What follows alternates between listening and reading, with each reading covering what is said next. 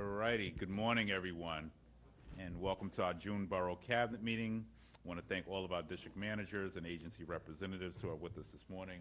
Today, we will receive a presentation from the New York City Department of Planning. We'll also go around the room to hear from our other agency representatives before we conclude this meeting. So I'd like to now introduce Nicholas Stampard and Tashina Buffalo-Wright. Nicholas and Tashina will present on the FY 2025 Community District Needs Cycle and Completed Analysis. During this presentation, DCP will touch on analytical outcomes from the most recent Community District Needs Statements. They will also highlight the plan improvements on how they can better serve the Community District Needs process. Tashina and Nicholas are also joined by the Director of Planning Support, Stephen Everett, and Senior Program, Ryan Riel. Welcome, DCP. The floor is yours. Good morning. Can you guys hear me? Okay, yeah, I guess that is working. Good morning, everybody. My name is Nick. I am our CD Needs lead on the planning support team at City Planning. Had a bit of a personnel switch around. Stephen unfortunately wasn't able to make it, but I am here with my colleagues Rain and Tashina, who are going to be doing your presentation for you this morning. Thank you all for having us. Just a quick plug that we also brought along some handouts. We had some requests from some other district managers for some light informational materials around CD Needs that they can have to share around at meetings and whatnot with members of the community. And so we've got those available in 3 different languages for anybody that wants to pick some up, and can also contact us later if you want any more similar sort of handout one-pager informational materials. We've got some of those on hand. So I will hand it over to my colleagues Rain and Tashina to take you through the conversation, and look forward to hopefully some good questions and discussion towards the end. Thanks. Thank you, Nick. Thank you, Nick. Good morning, everyone. Good morning, Borough President. It's an honor to be here. My name is Rain, like the weather. Again, joined here this morning with Tashina. And that's the mic. All right. We've got the clicker in front of you. Oh, excuse me. Great. I'm sure that happens a lot. All right. So today, our agenda, we're going to go over so far feedback that we've received, work that we are doing to improve the process, a reminder on resources for boards and our ongoing work, get into the current submission cycle, and then spend most of the time with a look ahead and discussion. And just as you all know, we've heard great feedback from boards. We thank them so much for their time. We're working to partner deliberately to identify solutions to these major issues. And so we just wanted to emphasize that. We appreciate everyone's time. So feedback and process improvement. Continue to receive excellent feedback from community board partners on CD Needs pain points. Many agency responses, right, as we know, can be a bit unhelpful or neutral. We're working with agencies to change that. Sometimes requests are a bit too varied for just one priority list, right? And we also have heard that district needs statements should feel and look more personalized. So these and other frustrations, as we all know, are valid, right? We share your concerns, and solutions will require ongoing collaboration between us, boards, OMB, and other agencies. So for community boards, right, we're continuing to engage with them with trainings, Alchemer trainings for the new submissions site, lots of guidance, feedback on our end, continuing to support boards in their submission process, continuing to expand resources for boards, and then with OMB collaborating on budget request process improvements to try and better identify how these requests make it all the way to agencies and connect with the right people at OMB and with agencies, right? Because often we're speaking with agencies and with their intergov office who might not be connecting with the planning folks and the budget folks, and just trying to get everyone in the room together to identify how these requests can move forward is something that we're actively working on too. So resources for boards and ongoing work. We have continued to expand the resources made available to boards to aid in the submission process. We hope everyone else agrees, including data, right? We have a lot of available data. Gathering public input. We have surveys that we've been sending out to gather feedback, including in many different languages. We have these one-pagers as well. We were just across the border in Brooklyn last week at a community event with Brooklyn Board 4. We're open to getting out in the field as much as we can to support community boards where they're at and listen to the community. Print materials, right? We have flyers. We're open to providing all types of guidance materials. And analysis work. As you all know, we've gone through in our yearly cycle analysis with boards and agencies to identify what requests have been approved, what might not be approved, and what might need a bit more clarification. And then training and tech support. So in general, right, we're here. Please continue to reach out to us for support as we work to make this process better. And in addition to scaling up board resources, other work to prepare for fiscal year 26 is well underway. We have spent a few months already gathering feedback on the new platform, Alchemer. If anyone would like a training and hasn't been able to sign up yet, please let us know. We're looking forward to this new platform. Trainings are still ongoing, and of course, here to help you out if you would like an additional training. Spring agency roadshows, reporting out on data and trends relevant to each agency. We've been reviewing agencies' response data and sharing best practice guidance on agency responses. So, for example, we've been talking with DEP, right? And they have suggested that boards submit requests that are not necessarily identifying the technical solution that they think is warranted, but rather identifying the problems that they see, because DEP has noted that they would like their engineers to then work to identify the solution. So, for example, the board says, oh, we want another catch basin at this corner.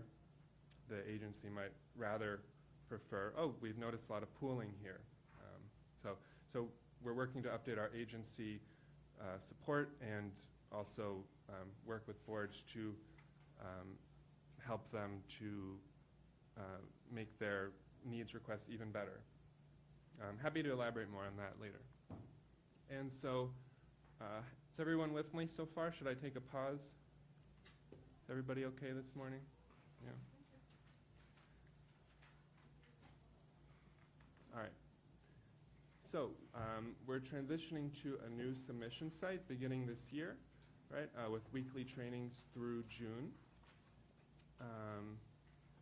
Has everybody perhaps had a chance to check out the Alchemer site? It's called Alchemer. It's a new tool that we're using to submit materials in the future. Yeah. Happy to talk about that later and continue to improve that. So this new site has been developed right in response to feedback from the old site. Several new features have been developed directly from DM feedback sessions. And yeah, we're continuing to encourage trainings for DMs and staff. So far, more than half have registered and attended, which is great. So thank you again for your time. One thing we want to remind everyone about is that if you're moving forward, just a friendly reminder, and we understand everyone is time constrained and these timelines aren't ideal, but the earlier you submit, the better. And if it's delayed, sometimes it can't get to OMB and it can't get to agencies. And on the agency side, they're also saying, right, well, we don't have enough time to review. And so just a reminder, and I know we've talked, Nick and Tashina have talked about this a lot, and how these are sometimes issues that are a bit difficult to solve for with all the constraints that we have and coming back from summer vacation. But again, we're open to talking more about this in our discussion. So we'd like your thoughts on approaching these issues, right? As we know, some CD needs pain points, agency responses can remain sort of unhelpful, neutral, lack clarity, submitting over the years, right? The same requests and getting back the same responses, of course, can make people, leave people feeling a bit frustrated and disillusioned. There's also some concerns with the priority lists, requests being too varied for just one of them. And also just on our end, the need statements, right, we've received feedback they should feel a bit more personalized and less coming from DCP, because they're for the communities, right? So some questions that we'll ask and maybe start thinking about. I'm sure you've been thinking about it already over the years. But when we get to our discussion, right, what information do you think is most critical in an agency response? How should budget request priorities be expressed? What design improvements would you most want in needs statement reports? And we'll get to this again in a minute. So current request priority lists, right, they have caused issues for community boards. Right now, some issues, right, the current system asks boards to decide that certain issues matter more than others. Our understanding is that a lot of time is spent trying to figure out, well, what do we think the priorities should be? Versus 1 or 2 or 3, is that necessarily the right way for us to organize this? Right, boards might spend a lot of time on that, those cross-issue rankings. So some potentials instead, priorities by policy area, priorities by agency, individual request priorities. Our team has been throwing ideas at the wall for the past few years, but we're here to speak with all of you and get your feedback. And these reports, the design can sometimes feel dry, right? So what design improvements might everyone most want to see in the reports, right? Our new submission site includes custom file uploads in each section. Might there be changes to the visual design or layout for the boards to make these more readable for the public, get more people involved? And there we go.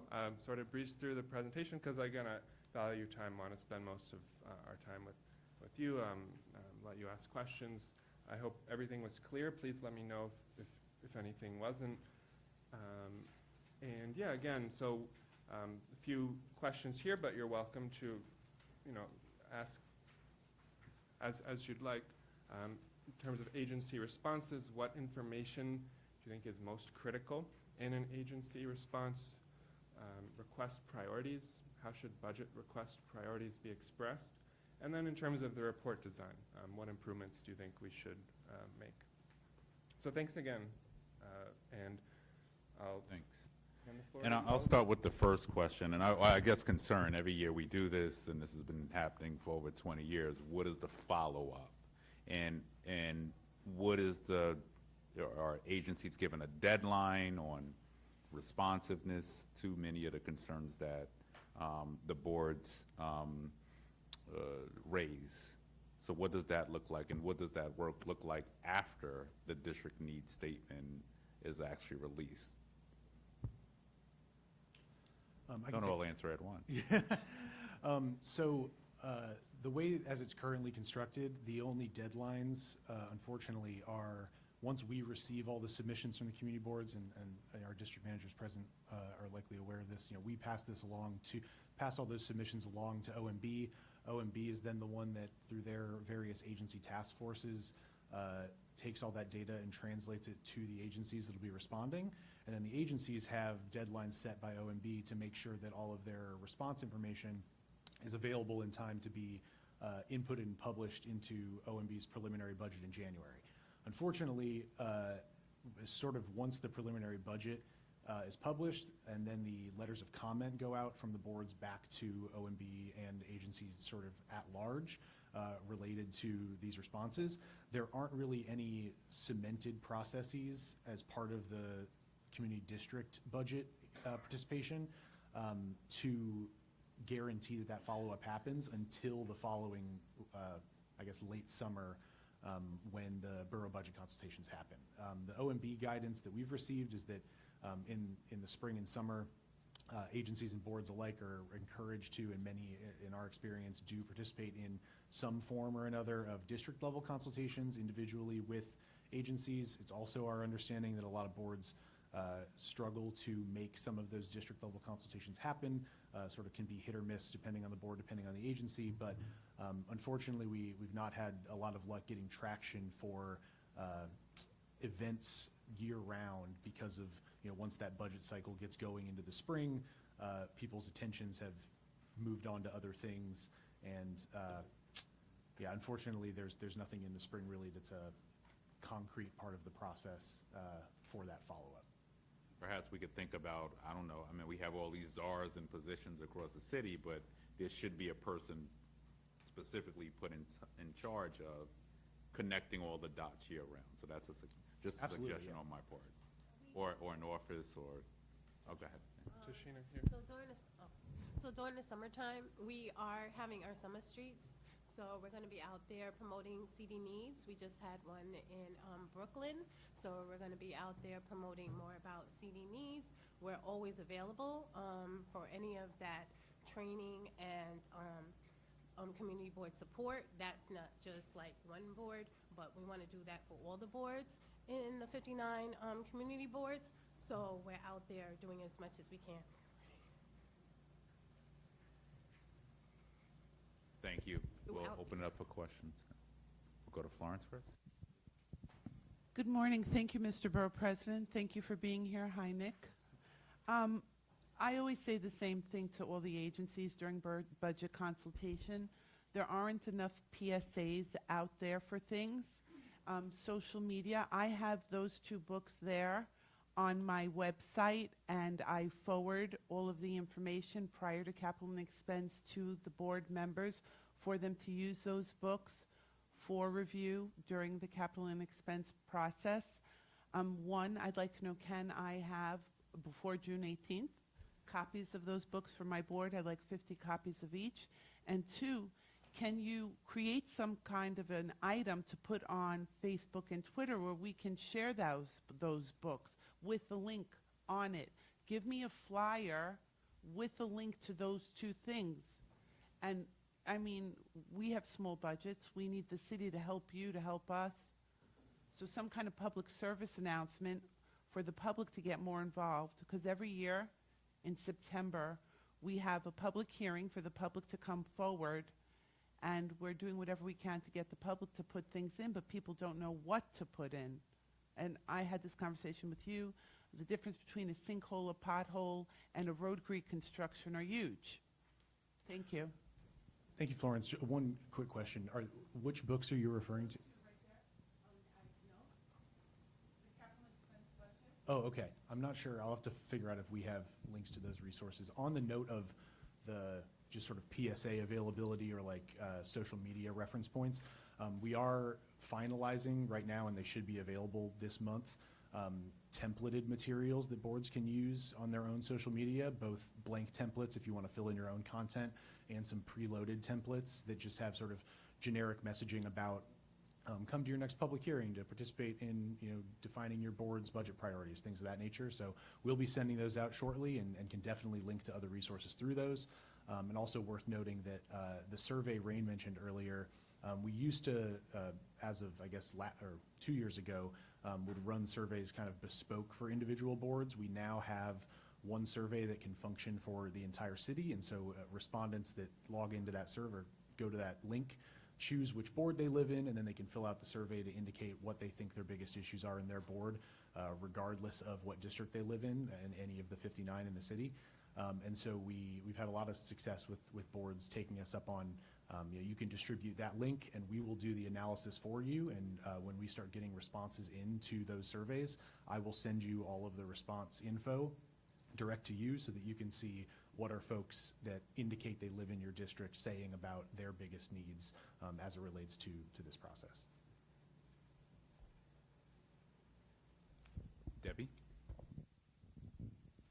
Hi, thank you, Mr. Borough President, Cabinet, and all of you for being here. We really appreciate it. As my board does their capital and expense, and we go through it, and it's a process, and takes forever to put in the system, so I hope it's much easier, as always. But my question is the follow-up. We have sent letters, we've taken stuff out of our capital and expense to the agencies and don't get a response or update. We need your guidance and your help to try to push to get some responses, not just, we have to look at the budget or, but some real responses. And a lot of our DEP and infrastructure in Long Island City, of course, with the development, we need to have that upgraded, and we have a lot of issues with flooding.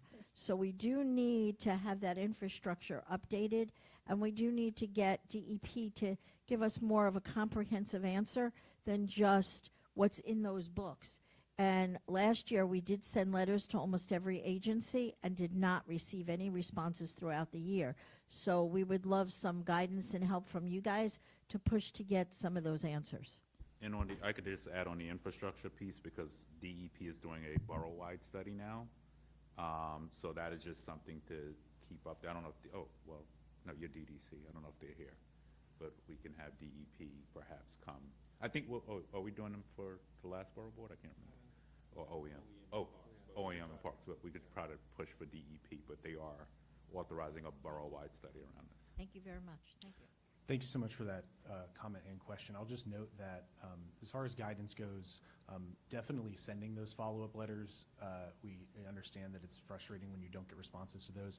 We spend a lot of our spring and summer circling back with the agencies to tell them all what we have heard from you all during the last year's process. So this is definitely feedback that we are actively bringing back to the agencies. It's also something we'll be happy to talk to OMB about, since we do most of the interaction around CD needs with the boards. OMB does most of the coordination with the agencies, and so we get together fairly frequently with OMB to make sure we're both on the same page about what the messaging is and whatnot. So we'll be more than happy to get back to them on that. We're also, and it's still sort of in the semi-early stages, but we're working on potentially some solutions with OMB to modify the list of response options agencies are given when they submit their responses to you, because we know that the actual text of those responses can often be sometimes weirdly generic and also too specific at the same time, and you're sitting there reading it wondering, what the heck does this do they mean by this? And so we're working on trying to tweak the actual interface the agencies use to submit the responses to hopefully get some more to the point information from them out of that. So more to come on that front, but things are promising in that regard. Thank you. Next, we're going to go to Marie, CB8, and then we'll go to Gary. Good morning. Thank you guys for being here. And thank you, the board president and the staff, for having this very important conversation. Every few years, the district managers and the boards are asked, well, this year we're going to do it this way, and we usually, we comply, we do what we're supposed to. But the thing is, it doesn't seem to change anything. One answer that I really detest: further study is needed. And we see further studies needed for things that are on for like 10 years. In addition to further study needed, there must be a time frame for these studies so that we don't get to see them every year. It seems that we're just being brushed off. Further study is needed, and DEP is notorious for this. When is the study? What is being studied? There's no answer. It's just something they check off because they have to check off something. It's not an intelligent answer. And we need better than that from the agencies. We always comply. And this time we're going to comply again, but we expect better results. Thank you. I think you're 100% correct on that, and that is to the point I was just making. One of the changes we're hoping to make with OMB in that interface the agencies use is some of those responses that on their face don't really give you anything to work with. We're hoping that it will no longer be possible to only give you that answer, that it will either be, and we haven't sort of worked out the fine technological details of, will it be a required additional comments field where they have to give some further explanation, or some other information so that further study is needed can't be the only thing you hear from the agency in the span of 6 months. So we're hopeful that by this year we'll have some changes to what answer options the agencies have to give, so that hopefully the information you're getting back is at least marginally more useful for you to then, you've learned something from what the agency told you. Thank you. Next, we'll go to Gary from CB5. Thank you for inviting them, and you've been a breath of fresh air to me. It was very autocratic, in my opinion, the way they made the change from what was a Word document in our needs statement, which in my opinion at least presented your issues as a community board better to the public. How the agencies would better respond, I'm not exactly sure. I used to include the budget requests, or a lot of them, a synopsis of them, within the needs statement. So if you're getting closer to something like that, I think that's good. Because we need to, what we are most of all is advocates, right?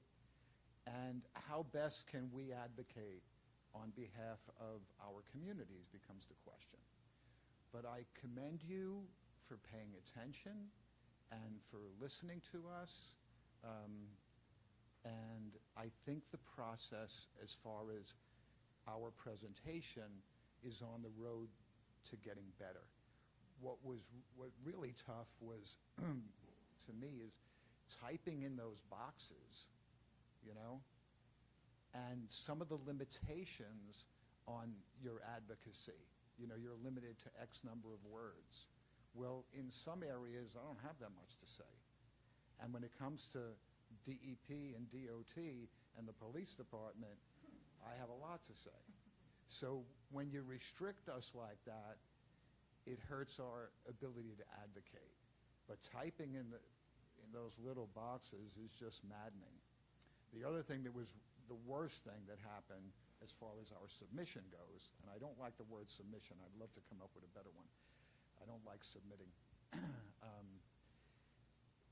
One of the worst things was, in the beginning, the budget requests would change. You'd make something, or we'd make something item number 5, and it would turn out to be item number 15. And then we're all reading this over and over and over again. So that's gotten better, I guess.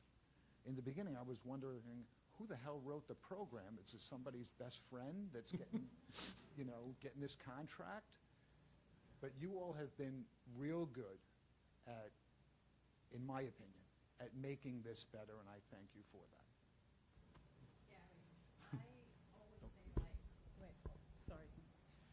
I always say that technology hates me. So when I was learning how to do the old system, because now we're transitioning into Alchema now, I said, this is user-friendly. Now, that's my opinion. So I know, like, the character limits, they can extend. They have a certain quantity. I'm not really sure. Nick probably can tell you. I think it was 15 is the character limit, but it can be extended. It's editable. The Alchema system is easy to adapt to, easy to understand. It's not all those boxes inside of boxes. So that's why we're asking if anyone hasn't joined one of the training sessions, please join. They're ending in June, but we would like you to join, because that Alchema, I'm calling it Alchema, but it is called the CD Needs Submission, is very user-friendly. So someone who has technology or technical difficulties like I do, it will work for you. So I'm going to training, I think, the 17th and the 25th. we're looking forward to seeing you. Thanks a lot. Oh, and thank you guys for anybody who joined the feedback gathering. Nick had, and I want to thank Nick because he took the lead on that. And I want to thank all the DMs for all your input in the gathering of the Alchema trainings, and the ones that are also there who give us our feedback also, all the DMs. Thank you. Thank you. Do we have any more questions from our district managers? Oh, okay, Felicia. Hi, good morning. It's not a question, excuse me for being late, but coming from Rockaway, you just know. So this is going to be my first year actually doing this submission, and I took the training. I did it twice. I may do another one, but I will say that it is, for somebody who has technical difficulties, technology difficulties, it is user-friendly. I don't know what you guys had before. I don't know, but the way I was trained and shown how to input information and how you can carry information over from your previous submission. If your requests haven't changed, you could actually, it'll show up, and then you could just like paste it into that box without having to really change anything.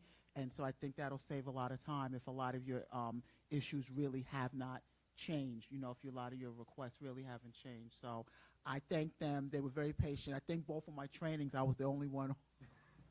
I was the only one on it, so I got very personalized attention.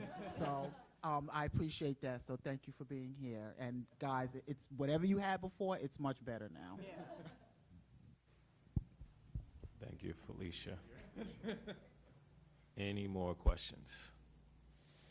Okay, so I want to thank DCP for their presentation. The borough president did have to cut out, so I'm going to continue the rest of the meeting. Now I want to give all of our agency reps an opportunity and go around the room if we have any updates. Just raise your hand and we'll bring you a mic. Yes. I want the pen, please. Good morning, everyone. It's Doreen Zong from NYC Aging. So I just want to share a quick update on our service needs assessment survey. As of last week, we have received over 5,500 surveys. We thank you for your support, and with the survey would continue until September. So please continue to promote and share with your constituent. And summer is around the corner, or is already here.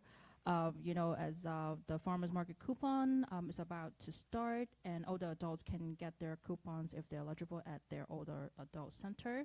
And also, when the heat index is activated, all of our older adult center will act as a cooling center.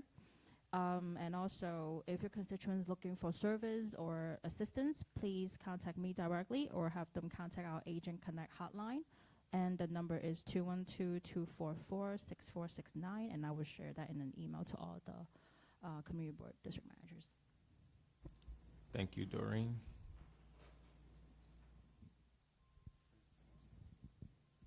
Morning, everyone. Sam Schechter from Parliament Buildings.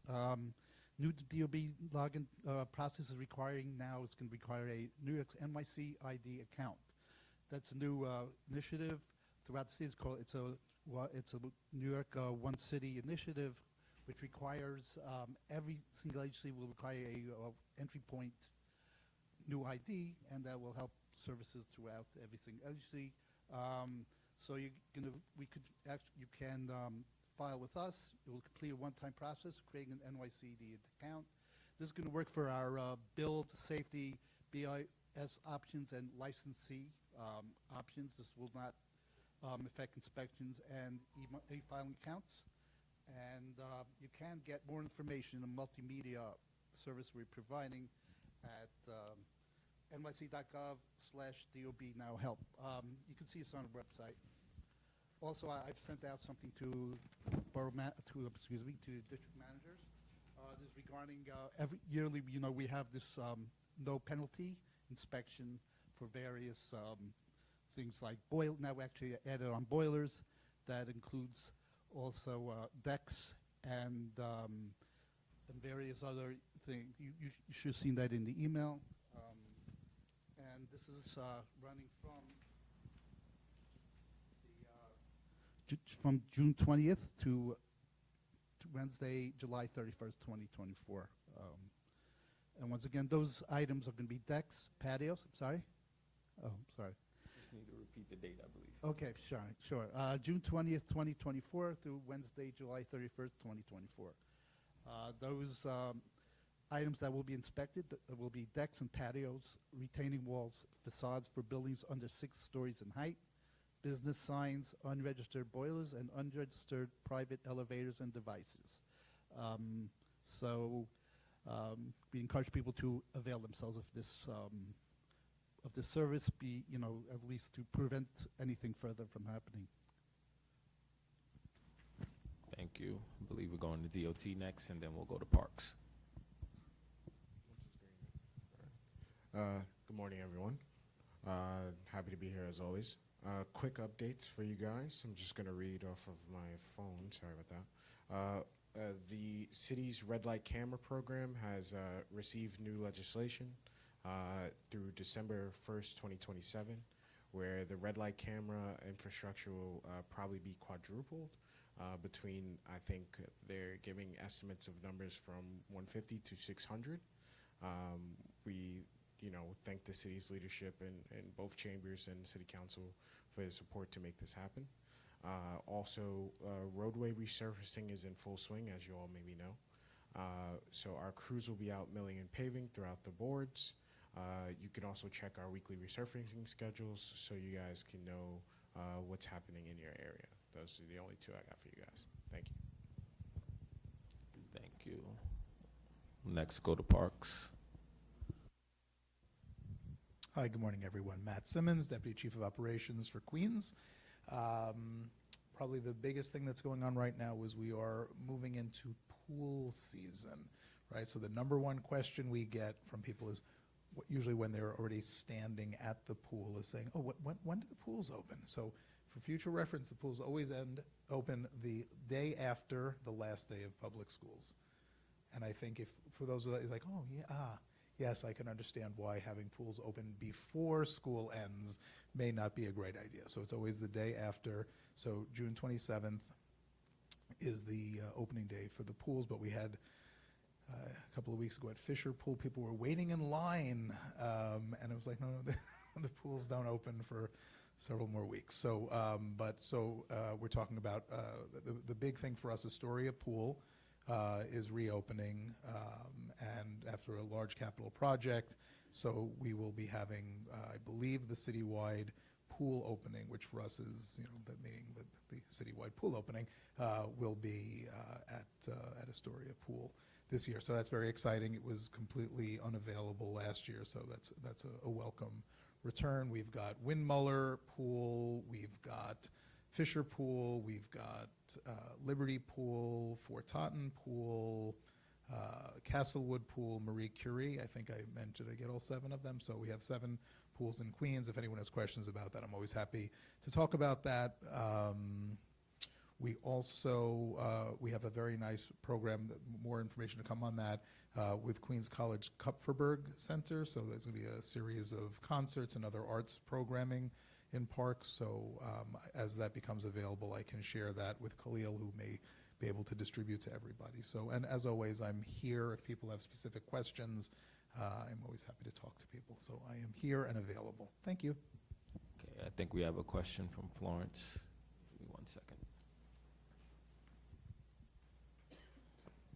For those Queens College concerts in the parks, do we get to ask for them, or are they pre-scheduled in certain parks? So that's a good question. And Astoria Park is one of the locations. Thank so you. yes, and that was close. But this is something that we're really just kind of piloting it with them right now.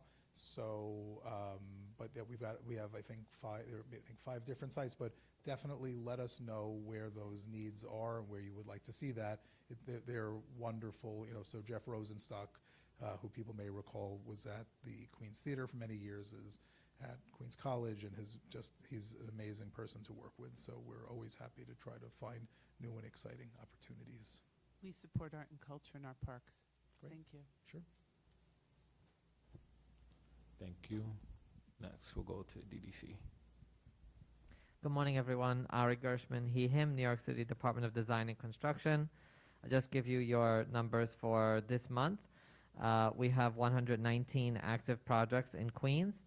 That includes 39 in construction, 39 in construction and 56 in design, 9 projects in development or initiation, and 15 in procurement. And then different way to break down the projects is by type: 54 infrastructure and 65 public buildings.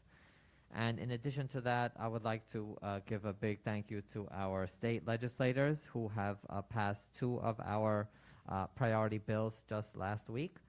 One is for joint bidding, which facilitates the utility work that accompanies many of our infrastructure projects. And the second one is alternative delivery, 2 methods of alternative delivery, which are construction manager build, called CM build, which is going to be used to help our libraries get built faster. And the second is called progressive design build, which is the next iteration of the design build method that is already authorized to help our infrastructure projects get done faster. So thank you to our legislators for supporting both measures. Thank you, Ari.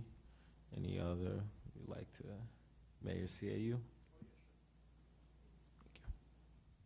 Good morning, everyone. Probably a couple of updates with the one happens to deal with the neighborhood support team, part of the local law back in 2016. And this year, 3 community boards within the confines have been awarded the request for expression of interest. And one is CB11, the other is CB4, and CB6.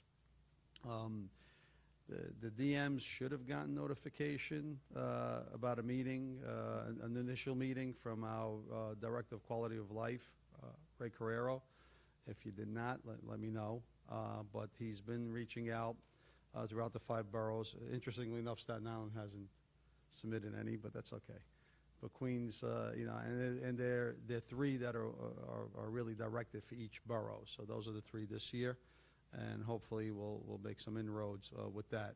The other thing is, let us know if you need our borough directors to, they should be attending your cabinet meetings, but if you need them to attend on a more regular basis, your general boards, please let us know.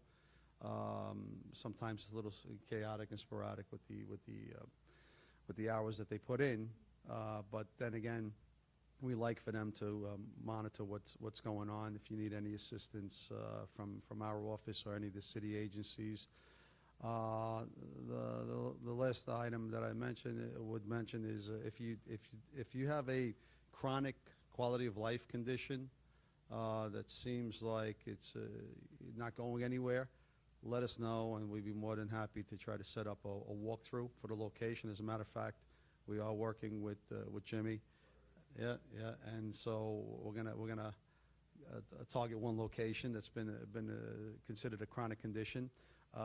Sometimes we're fortunate to work with the NYPD Community Links program, and they've been really fantastic that deal with quality of life issues.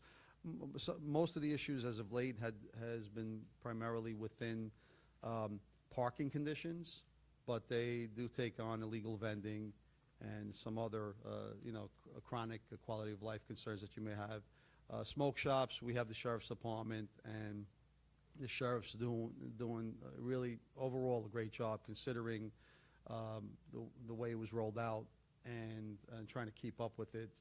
It's difficult at times, but nonetheless, his department has addressed where he can those quality of life concerns regarding the smoke shops, and we want to thank the state for really in the last budget that they kind of rolled out, providing more teeth for the city to take enforcement action against these locations. Last item I mentioned is that New York Governor's Ball, and I know the borough president is involved in that too, and the Parks Department. Was held in Flushing Meadow, Corona Park. I remember Rose Rothschild. If you remember Rose Rothschild, no, you can never say Flushing Meadow. You had to say Flushing Meadow, Corona Park. So some people say the world's fairgrounds, but Flushing Meadow, Corona Park, 3-day event, Friday to Sunday, really went off rather well. It's the second year they did it in Flushing Meadow, Corona Park, and it was contained within the grounds. And there, considering the number of attendees to the venue, it wasn't as noticeable in the surrounding area. Traffic is there, we understand that, but you don't need the New York Governor's Ball to have traffic conditions in the city of New York. And that also coincided with the night market, which has really been doing phenomenal out there as well. And the DOT and Parks, I know that they, 111th Street, I don't see Chris here, but 111th Street, coming off of 111 to get into by the Hall of Science, they built a new roadway that goes around what was the parking lot to access the Grand Central Parkway through that area. So it's pretty impressive, and the flow tends to work much better. And that's all we have for this month. And if you have anything, by all means, you could always reach out to the borough directors or myself or Ito. Thank you. Thank you, Anthony. Do we have any other updates? Okay, one more. Good morning, everyone. Thank you for having me here. Cashel Brown from Senator Carmey's office. I have a few flyers to hand out at the end. Just want to point our attention to the Faith-Based Housing Development Forum that's happening tomorrow night at York College. It's from the AG's office, working in conjunction with the Borough President's office himself and other elected offices. We're imploring the community boards to make clergymen and leaders aware of this, because we would like participation for this event. Also, we're having a rain barrel event at Forest Hills High School, June 23rd. It's a reserved pickup first at 9 a.m. and then first come, first serve at 9:30. We have mobile office hours at South Hollis QPL, June 26th. That's 10 to 3. We're also having a Meet the Primes events. That's from the new Terminal 1 JFK. Again, the Borough President is hosting this along with our office and other elected offices. And the last thing that I'd like to mention that is not attached to this packet is our summer kickoff event that's happening June 22nd at Archie Spigner Park. Thank you. Thank you. Okay, we have a question from Marie.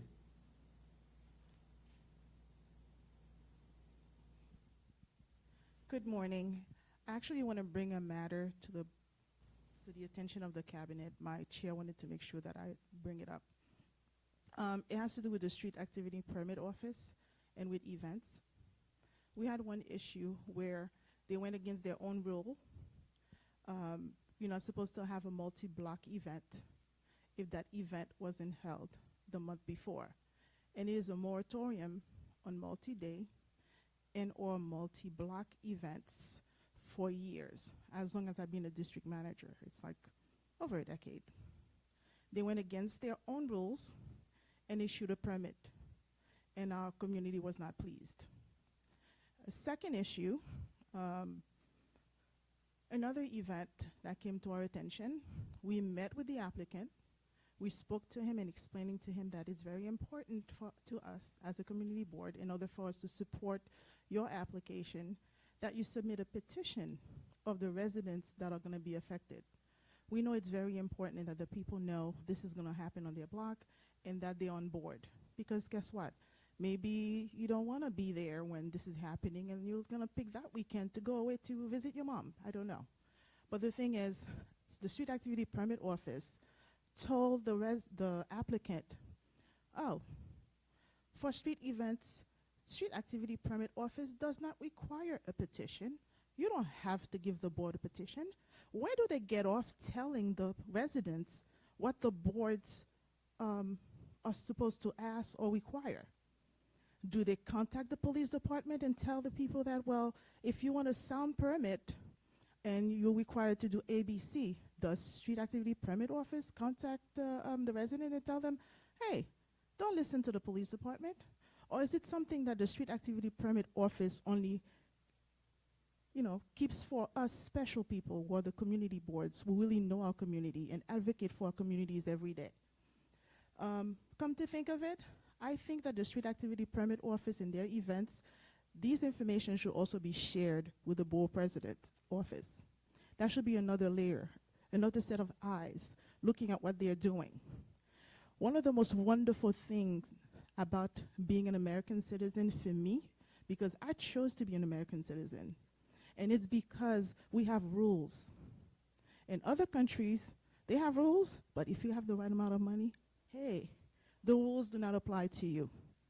And every day we fight to make sure that we have a country of rules, because without rules, we're going to have chaos. And I certainly hope that the street activity permits does not continue this practice. And I'm sharing this with you, district managers, so that you know when you ask your residents and your applicants to follow certain things in order for you to support them, the street activity permits office is not telling them the right thing. Thank you. Yes. Yeah, no, I want to thank Marie. Now, yeah, the street activity permits office obviously falls under the mayor's office. It's not under our jurisdiction, but the minute that you had brought up the issue, unfortunately, I think I was out in the field with doing a walkthrough with Mark McMillan. That was on a Friday. And I went back out there because there was some complaints that came from the community. As a matter of fact, when I went back out where they held that event near Cunningham Park, Parks Department reported that they had tied banners across the roadway, which they should not be doing, and they did so.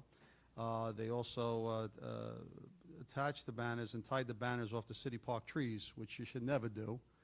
And we took photos, and we told the organizers it had to come down. There was a member of a civic association on the block at the time I was doing the walkthrough who had asked me what I was doing. I told him what I was there for, and he gave me information, and I did ask him if he could provide photos. I think one of the other civics that did a walkthrough there the day of the event might have been West Cunningham. And I said, if you could provide me photos, if there were mechanical rides or whatever conditions, because I want to bring it to SAPO's attention if they should apply for a permit next year. I did get indication about the second event when you had sent the email. We reached out to, our office does have a Muslim liaison, and our Muslim liaison, Mohammed Bahi, reached out to the person that applied for that application and said, look, if the community board is requiring a petition signatures, please provide that. So they should be coming back to you or at this point with the signatures for people that are not opposing that. At some point, we'll probably want to set up a meeting with SAPO to get on the same page. So, but we appreciate that you did send it to our office. Unfortunately, we tried to communicate it, but it was already issued at that point. Yeah, I do understand. It was late. But if you do see a multi-day or multi-block permit, as soon as you see it, do not assume that SAPO is going to follow the rules and deny them. You make sure you write down that this is what it is and they should deny it. That way it gives you more time to, put up a fight. But the thing is, and I do appreciate that it was very late and that if they have already issued the person the permit, it's very difficult if they put all the expense and they've done all that they're supposed to do. I mean, we're looking at it both ways, We don't want to hurt anyone who's trying to just have a fun event for the community or for their members. But I think that we really need to look at it. And I do appreciate that Anthony Willie stepped up and reached out to us and did everything he could, so at least that we didn't have a terrible event or something didn't go right. Because the thing is, when it's a new applicant and we know that this is a possibility that the permit would be issued, we sit and we meet with them. We kind of explain to them, well, this is the kind of block, this is the kind of community that you're going to have this event. This is what's expected of you, because we want everyone to enjoy that day, not just the person who's having the event, but the people who live there every day. They have to know about it. You have to let them know this is happening. Put notices up for them a week in advance. Talk to your neighbors so that people are on board. At times they may want to have an event and we'll tell them, you know what, even though you have a sound permit until midnight, but we only support it if at 10 o'clock you lower the music or you turn off the music, because your event is on a Sunday. Many people are going to work on a Monday. We sit down and we talk to them. We're not against events at all. We just want to make sure that we have the best outcome. And that's what we do as a board.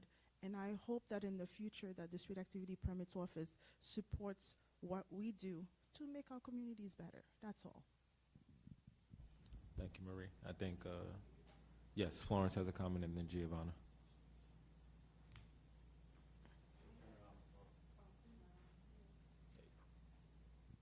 We've had SAPO visit us here and speak with us, and I've asked many times, all they have to do is tell the applicants, please reach out to your community board. As the years have gone on, our works has become more diverse and more encumbering. And going on the site and us having to search out every single applicant is unfair. It's a part of the process. Many times they'll approve things before we even get in to approve it and such. And they used to respect the community board's opinion, because we do get complaints when people use illegal fireworks, or as Marie said, the music is going. So if you could have a conversation with them to tell them, it's very simple. Every single applicant that comes before SAPO, SAPO has to tell them, please reach out to your community board. Each community board has different rules and regulations for their area. We too request petitions.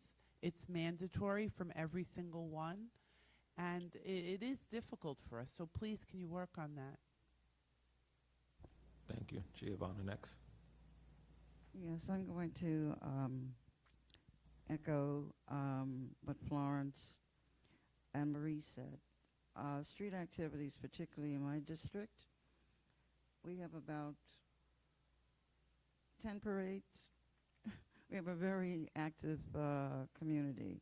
So it's really important that we have the cooperation of SAPO. I regrettably have to say that we've not had that. Years ago, the street activity process started with the community board. The applicant came to the office, filled out the form. At that time, the process was explained, what the activity was going to be, and then we would advise the best way in which to handle things. But the first thing that we requested was a petition to have the operator go to that neighborhood and make sure that the neighbors signed off on the process. The rationale behind it is that means when you have an activity like a parade or street closure, that means that the people that live on the block are going to become your silent partners, because they will not be able to go in and out of their blocks. There will be no flow traffic in the area. There will be people that may want to come and visit, won't be able to.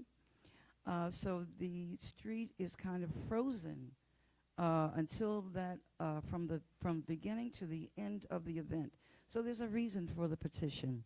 And that's why I always say that the neighbors are silent partners and that they are in agreement. And that needs to be respected. These days, what's going on and activity occurs, we learn about it when it actually happens.